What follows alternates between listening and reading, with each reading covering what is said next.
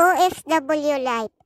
Magsikap ka, magtrabaho ka, mag-ipon ka, dahil sa panahon ngayon, kapag wala kang pera, kahit kapamilya mo pa, hindi ka nila kilala.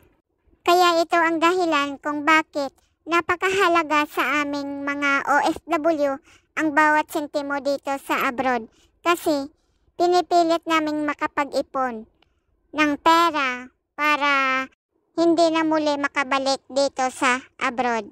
Kaya matuto tayong magsumikap at tumayo sa sarili nating mga paa para wala tayong marinig na sumbat at utang na loob sa iba. Akala kasi ng iba kapag OFW ka o abroad ka, marami kang pera. Ang hindi nila alam ang totoong istorya ng mga OFW. Dahil kapag ang OFW lumabas, magaganda yan. Pero isang araw lang. Pero pag nasa trabaho na, halos walang pahinga. Akala ng iba, walang mga problema ang mga OFW dahil laging nakangiti at masaya.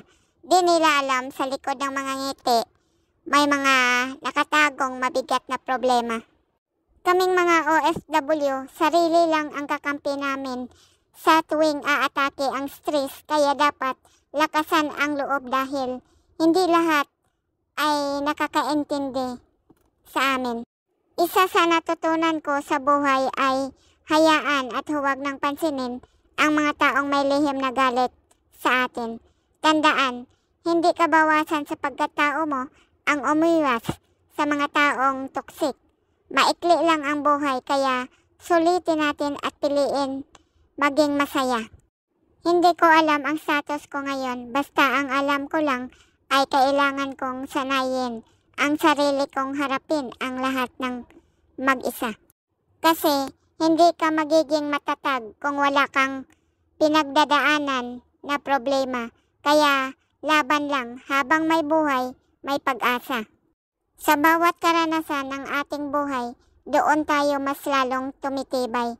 Sa bawat insulto at panghuhusga ng iba, doon tayo mas nagiging matatag na tao. Sabi nila, mas espesyal daw ang luha kaysa ngiti. Kasi daw, ang ngiti maaari mong ibigay kahit kaninong tao. Pero ang luha, maaari mo lang ibigay sa mga taong mahalaga sa'yo, sa mga taong mahal mo. Darating ang araw na mapagtanto mong ang lahat ng iyong mga pinagdaanan ay biyaya pala.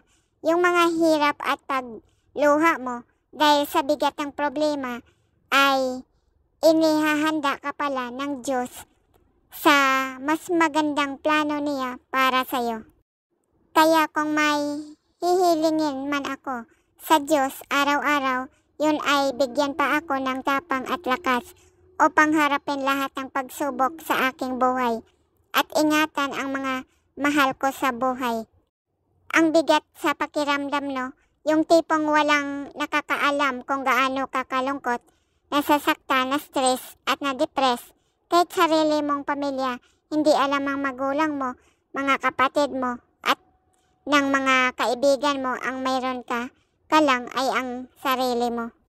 Para sa aking sarili, alam kong pagod ka na pero pasensya na, malayo pa tayo sa goal natin.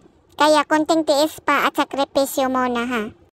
Salamat sa lahat-lahat, self, na kinaya mo lahat ng mga pagsubok na dumating sa'yo.